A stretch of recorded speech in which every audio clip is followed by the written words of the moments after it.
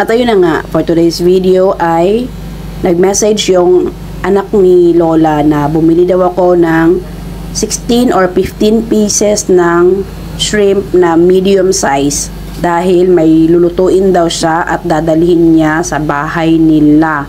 Ewan ko kung anong luto ang gusto niya, basta pinapabili niya lang ako ng shrimp, pinapalinisan at iba-blanch ko lang daw. Ayun, nakabili na ako ng hipon.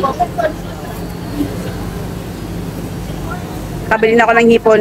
Papaluto daw mamaya kasi dadalhin sa bahay ng anak.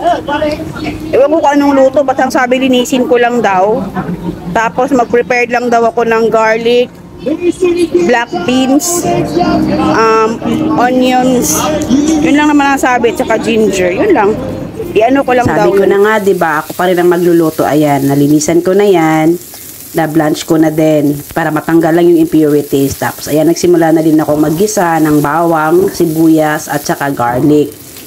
Hindi ko pala nilagyan ng black beans kasi sabi niya wag na daw kasi lalagyan na lang daw ng broccoli. O ayan, ang sauce pala dyan is ano lang yan, oyster sauce, light sauce, tubig, asukal, at saka cornstarch. Yun lang ang nilagay ko.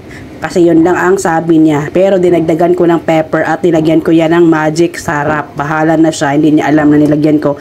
Ayaw niya na palagyan ng mga seasoning. Pero ako nilalagyan ko ng patago.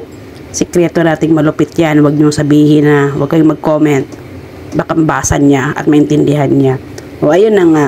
So ayan. Ang broccoli din ay na blanch ko na din yan. Half cook na din yan. Tapos as in mabilis lang talaga na niluto yan kasi para hindi ma-overcook.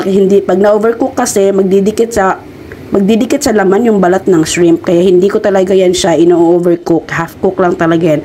At ayan na nga ang aking niluto na broccoli shrimp. At yummy siya. Tinikman ko. Hindi niya alam. Kumain ako ng isa. O diba? Pwede na ako mag-asawa ulit. Bye!